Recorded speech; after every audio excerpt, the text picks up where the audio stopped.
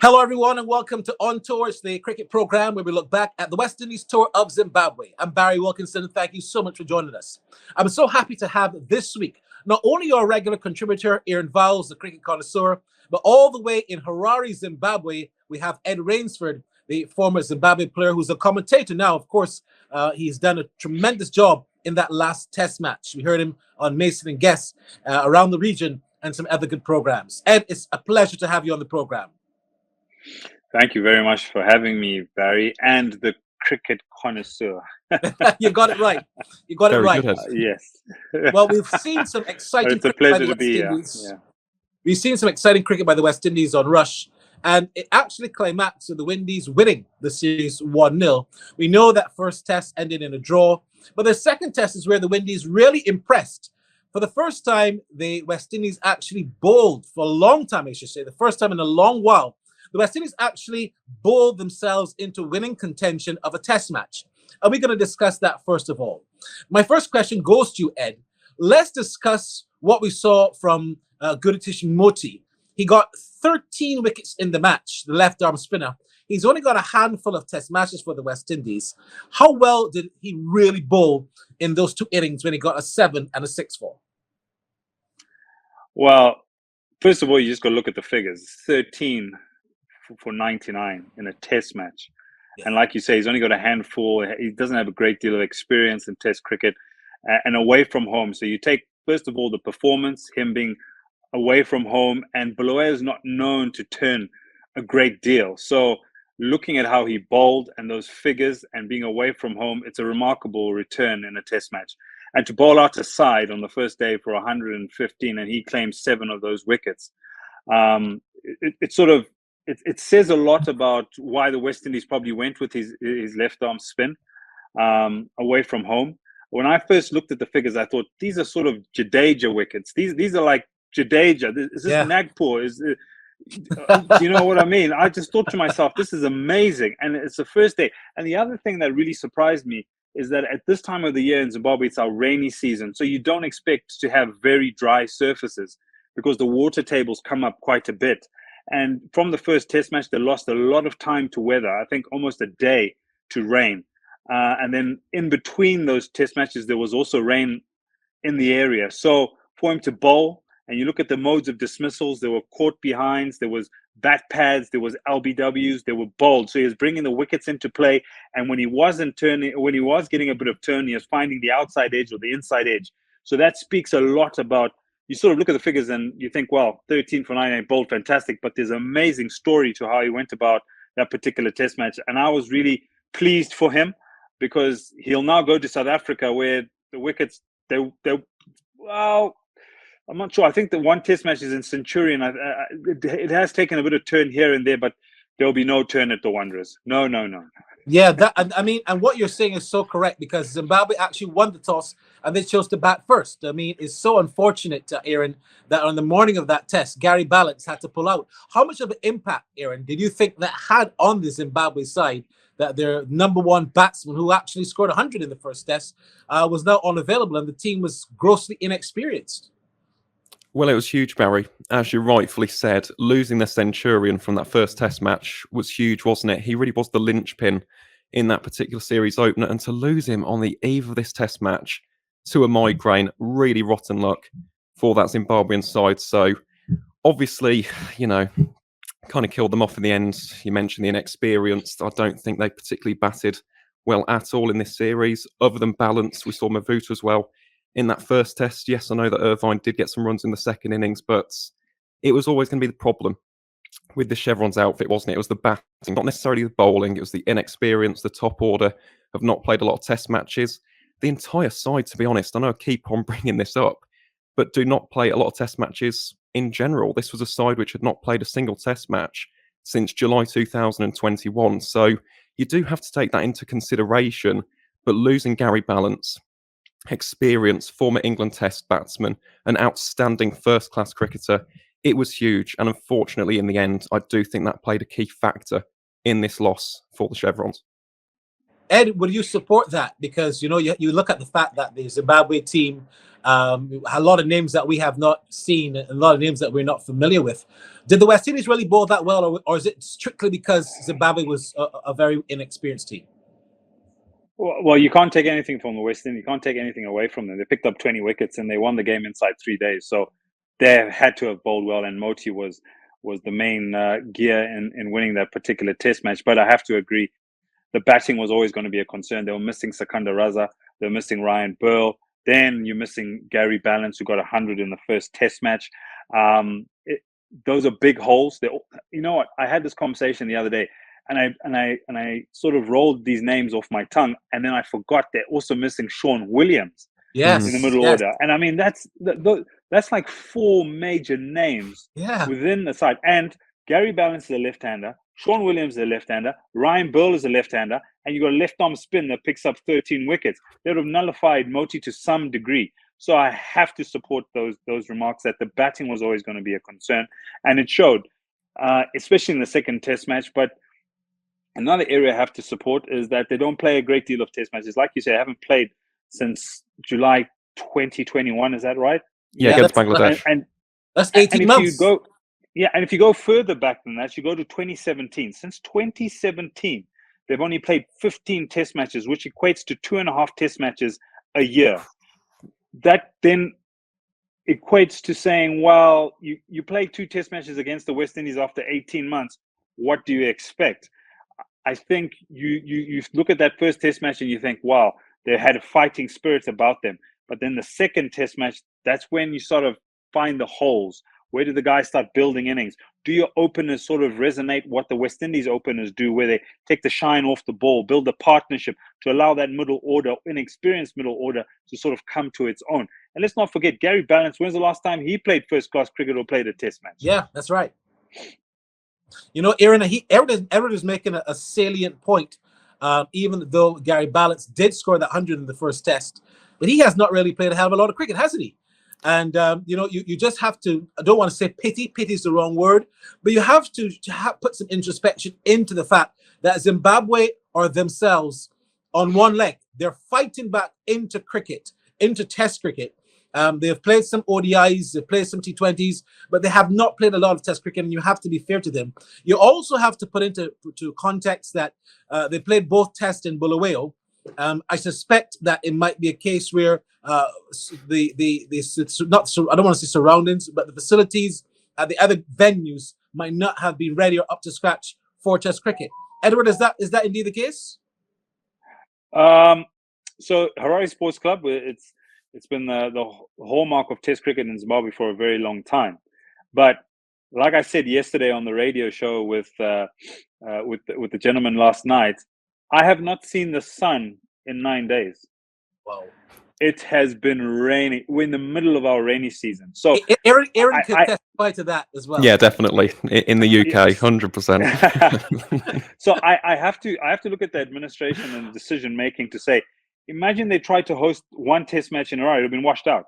They had 2 first-class games here. They got to day 1 and they could not play any cricket at all. It's been raining every day. So I have to take my hat off to Zimbabwe cricket to decide to go to Bulawayo, because I think there's only 2 grounds that are test match standard. That is Harare and Bulawayo. So having moved all the games to Bulawayo, I think their hands were tied to some degree, because they would have lost a test match without a ball being bowled. And that would have been a pity for both sides, who are also quite hungry to play test cricket. Aaron, where do Zimbabwe go from here? What about the West Indies? Are they going to have some confidence now going to South Africa? How do you view the 2 teams as they now make their next move? I'll start first and foremost with Zimbabwe, because we keep on mentioning inexperience, and this test match series will give them experience. So that for me is a massive positive. And yes, although they have lost another series to the West Indies, that's now 8 losses, 4 draws to the men in maroon. I think they played well in this series at times, and we do have some excellent individual performances. So for the likes of Gary Balance, for example, Mavuta taking a 5-fer in that first test match, Victor Nyauchi as well taking a 5-fer in this test. I thought he was fantastic for the Chevrons. You have got these individual performances, which I do think will give Zimbabwe a lot of confidence going forward. Another player in particular who I really like the look of, and Ed, I imagine you'll be able to tell me a bit more about this guy, but Innocent Kaya in the Ireland series, really impressive in the ODIs. And then in this particular test match, 38 and 43, scored 69 in the first match. He's a serious player, isn't he? Yes, he is. And you can even go back almost a year when they went through the T20 qualification, and then they hosted Bangladesh on the bounce, then they hosted India on the bounce. He got runs there. He got 100 in ODI cricket. And he's sort of someone that keeps it very simple. I was actually talking to someone about him today. A lot of people like the way he goes about his work. Keeps it simple. He plays the ball nice and late. But the main thing that people don't sort of see behind the scenes is that he sets up a little bit of a foundation for the rest to come out and express themselves, especially in white ball cricket. But in Test cricket, again, like you said, there's something that they can work with there. But can they find a partner that can almost emulate that as well? I think it's gonna take some time, because Test cricket is something you can't just turn over great performances. You have to be playing continuously. You have to be playing against very good opposition, and you have to be trying to win those games or competing also in foreign conditions. All right, yeah, you're so correct. Now let's hear from Craig Brathwaite, the West Indies Test captain. Along with him is Guritish Moti. Craig, how important is it for you to cross the border into South Africa with the Test series win under your belt? Well, it's a good feeling. I think winning any game is always a habit. Winning is a habit. So, it was good to come, to get the series win. And obviously, we have, obviously a tougher South Africa team when we get here. Okay, my question goes to Rakesh. Congrats on a wonderful series. From now on, how do you carry on? Because we've seen a lot of spinners are besting onto the scene, do well in 1 or 2 series, but then they sort of fall away. We just looking to take it 1 game at a time. Whenever you get the opportunity, just go to Skipper Craig, looking at how your team performed over the series, quite a number of records that you guys broke. You were part of the first partnership that seems to now be stands as the best partnership, opening partnership for the West Indies. Gurikesh also now equaling the number 4 that's taken by the West Indies player in Zimbabwe. Now going to South Africa, how good is that for you guys as a motivational booster into the series against South Africa? Well, I think it's great. But one thing with it is that it's history. And, we started from zero, in South Africa. So I think it's good, for confidence. But we got to start over, and it shows that it's possible. We just have to believe as a team and continue to work hard, and just don't take anything for granted. Okay, great. What are the positives that you take out of this series, and also areas that you need to polish up going forward?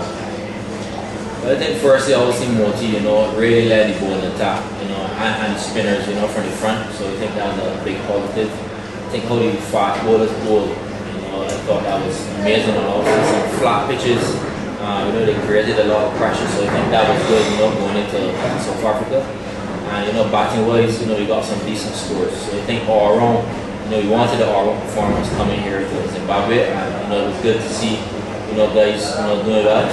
And it's important obviously to continue, this good form in South Africa. One of your senior frontline bowlers, Kimarosh, didn't get a run in these 2 Test matches, and then going on to the and then going on to the more quicker wickets of South Africa. And how effective do you hope that is going to be if you get a run? Kimar played the first Test match. Yes, he did.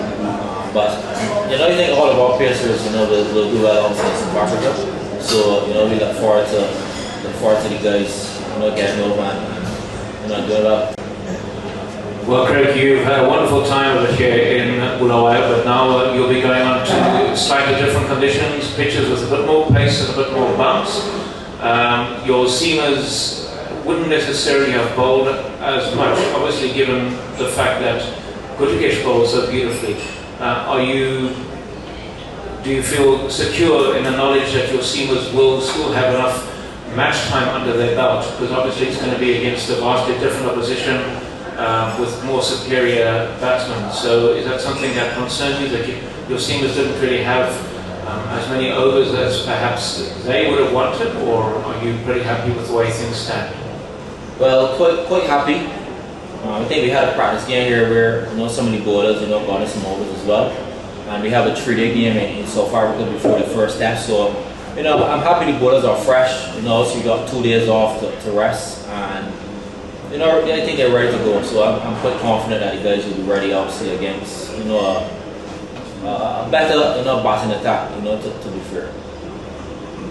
Great. I'll come to this one. Looking at your batting side. Not many of your batters really got runs under their belt. It's just you, Chandrapal, and Raymond that seem to be scoring runs in this series. Is that also even an area of concern for you going into South Africa? Well, Roston Chase obviously got some runs yesterday, and Jermaine Blackwell got some runs as well. So I think Joshua De Silva got a nice start yesterday. So very happy with the guys this tour. We could always do better, even myself on stage. But as I said, we have a 3-day game in South Africa, which obviously we hope the weather is good. I think the guys are ready to go.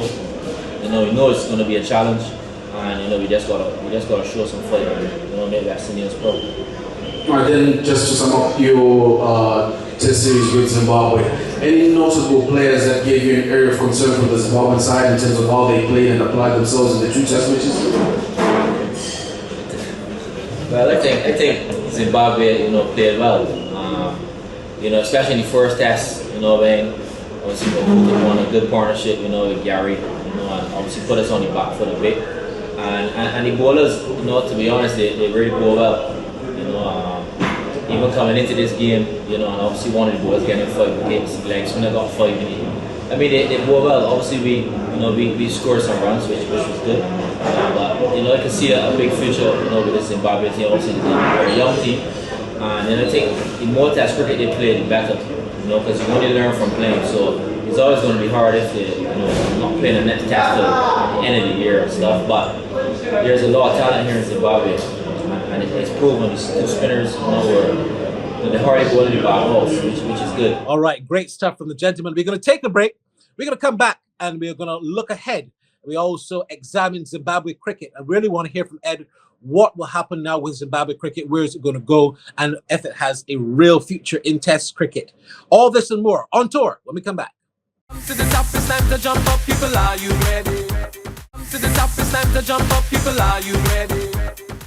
So we're back on tour. Of course, we're going to hear again from Gurutish Moti. We've got a special feature with him. But I'm going to talk to Aaron about West Indies on tour. I'm going to talk to Ed about Zimbabwe on tour. Let's go first of all and talk to Ed. And Ed, let's talk about Zimbabwe cricket. The future of Zimbabwe cricket. What really does the future hold now for Test cricket in Zimbabwe? It's a difficult question because sometimes you can't overextend yourself in Test cricket. It's a very expensive sport to host, and you have to be able to sell those TV rights, and they have to sell them in the right sort of geographical zones. So India, places like that, where you're going to get value for it. I think Zimbabwe cricket have heavily invested in their white ball cricket, their T20 cricket, and the one-day cricket. They want to get back to a World Cup where they missed out in 2019. Their next test series is against Afghanistan in June, and I think that's just before the qualification stage for the 50-over World Cup in India later this year. So I think the organization loves Test cricket, but they've also got to think about the bigger picture. How much of an expenditure is it going to be? Who is going to host them in the future tours programs in terms of Test cricket? I look at South Africa as a similar scenario. I don't know. I think it's 4 or 5 Test matches a year for the next 4 years. So Zimbabwe cricket is almost at par with that. So I think that's a reflection also about the smaller nations, not to say South Africa is a smaller nation in Test cricket, but how the smaller nations are viewing Test cricket and how they can look to try and compete against these bigger nations and hosting them and the expense of hosting them as well. And at the same time, trying to keep a balance of trying to be relevant in T20 cricket, be relevant in ODI cricket. So I think they've had to sort of take a backward step to try and ensure the future of Zimbabwe cricket. I think they need to invest heavily in A tours. They need to get the next crop of players, to create a big player pool, they need to travel to India. They need to go to Sri Lanka. They need to go to the West Indies. They need to go to Pakistan. They need to go to New Zealand. They need to go to England. One really positive outcome of what's happening at the moment is that they will be hosting two county sides. I think it's Glamorgan and Gloucestershire for the first time in a long time. That can give the younger players opportunities to play against these county sides, and that then sets the wheels going in the right direction. I have to take my hat off to the organization. They were in debt about 4 or 5 years ago, millions of dollars. They're in the black. They're running their own organization, and they seem to be running it really well. They're attracting all the players that have left and had gone to county cricket to sort of start thinking, do I have a future in England cricket, or do I have a future in Zimbabwe cricket where I can play test match cricket and play ODI cricket and play T20 cricket and play international cricket? So all those boxes are being ticked, and I have to take my hat off to the organization. Now, to your real question about test cricket, it's going to be a long road, because the next 4 years don't provide a lot of test cricket for Zimbabwe. What they possibly need to do is get those major players, cornerstone players, to be playing those test matches. Blessing Muzarabani, sorry, I forgot to mention his name. He didn't play in this test match. He's injured. And he's a fantastic fast bowler for Zimbabwe. Yeah. He's a match-changing fast bowler.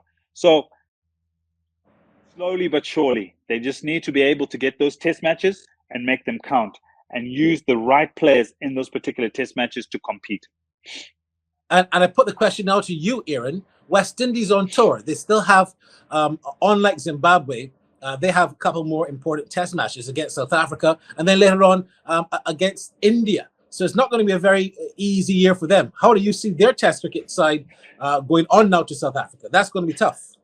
It's going to be incredibly tough. And to be honest, don't get me wrong, there are positives to take away from this series, but the conditions in South Africa, as Ed mentioned earlier, at the Wanderers, going to be very, very different. Incredibly pace-friendly, pace, bounce, all of that good stuff that we love about South African cricket will be on display in this particular series. And for a side which in the past has struggled massively against express pace, that really is going to be a tremendously difficult series. You look at that South African pace bowling attack with the likes of Anrit Nokia, Kagiso Rabada, Ngidi, Marco Jansen. That is a phenomenal quartet, and they are going to be an absolute handful for the men in maroon in this upcoming 2-match test series. So it's going to be interesting. You also look at the selection as well. Big call from the West Indies to drop Nkrumah Bonner, the man with the second highest batting average in the entire squad.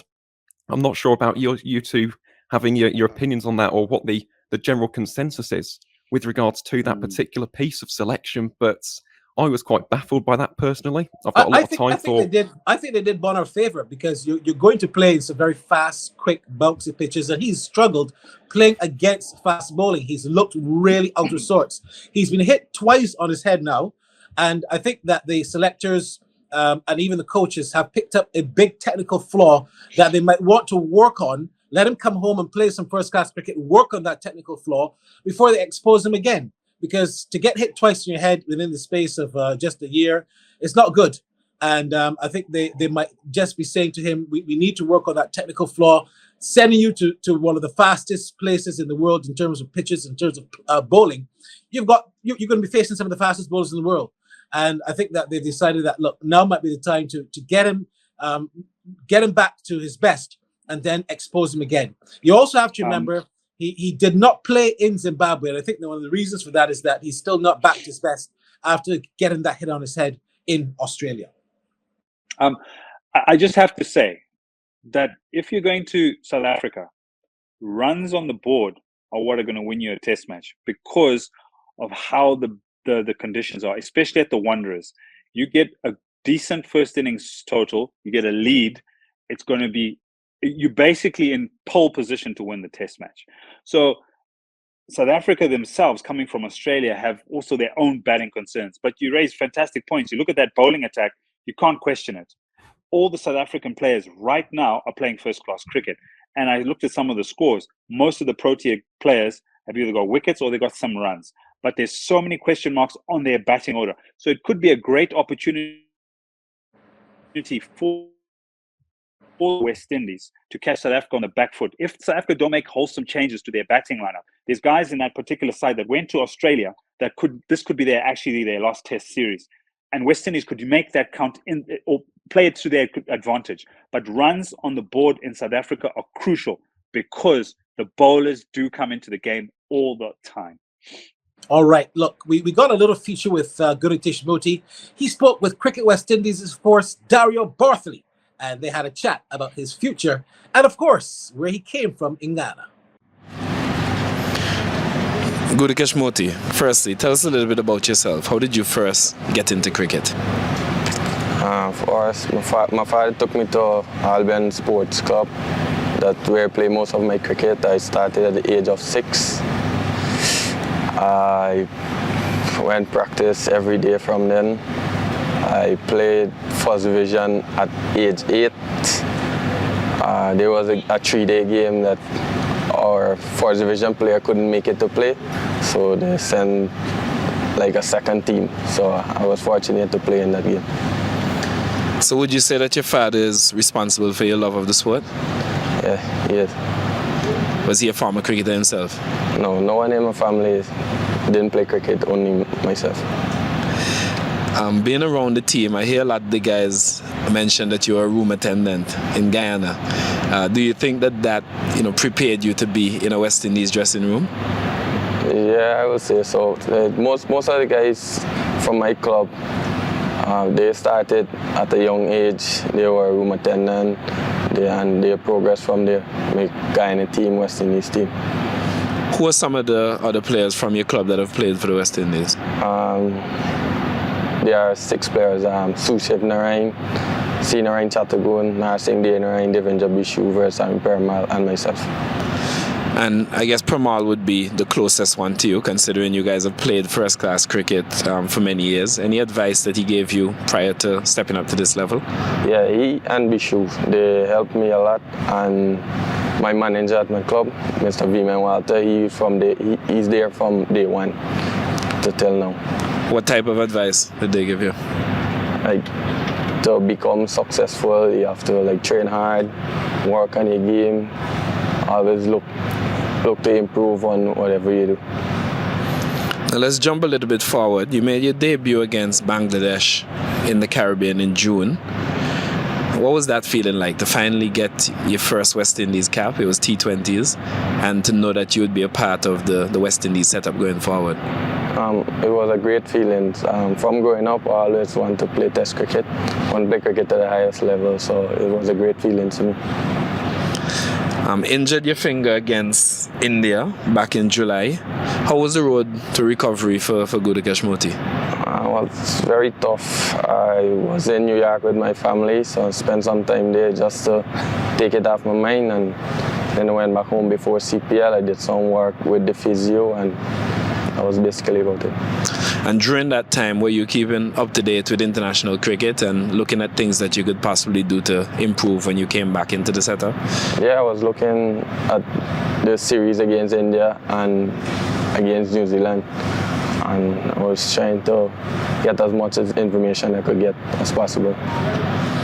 You had a lot of success in regional cricket over the years. Just tell us a little bit about the regional program and how you think that prepared you to play for the West Indies. I will say I'm a hard worker. Coming through the ranks, I play from junior cricket right up, so that really helped me a lot. And senior players around me, they helped me a lot as well. Now let's talk a little bit about the test match that has just passed. Obviously the West Indies were not able to get the win on the final day, although we pushed. What are your thoughts on that pitch and how it played? I think the pitch was a batting track, mostly for batting. It didn't offer much in bowling. It was a flat track, so what was important on the pitch, stay patient and be consistent. And considering it was a batting track, you picked up 3 wickets on the final day. Is there some advice that you'll be giving to your teammates on how to pick up some wickets here in Zimbabwe? Yeah, just stay patient, as I said, stay patient and being consistent. I know that you have a very good friend of Tejran Shandapal in the team. He was man of the match in the first test match. Just talk about your relationship with him and how you've watched him come through the ranks. Yeah, we started young. We play on 15, 17, 19, senior together. He's a good guy. Always loved to bat. His grandfather taught him a lot throughout his career. So, yeah, it's good. And how much are you looking forward to continuing that friendship now in the West Indies team and hopefully having some success together? I'm really looking forward to it, to be here, cement my place in the team here as well, and keep it going for me. Thanks, Gudakesh. All right, fantastic stuff. I want to thank you, gentlemen. Aaron, great job as usual. Aaron, we're going to be seeing you some more because we're going to be doing the test series, well, the first test at least. We're at the West Indies and playing South Africa, so we'll be getting your perspective. And Ed, once you're available, we'd love to have you on our program because you are fantastic, mate. I really enjoy your commentary, and I think you do a great job. So please make yourself available sometime, and we'd like to have you in our review show when we look back at the day's play with the West Indies and South Africa. Thank you so much, Ed, and of course, Aaron. You've been watching On Tour here on Rush. We'll be right back.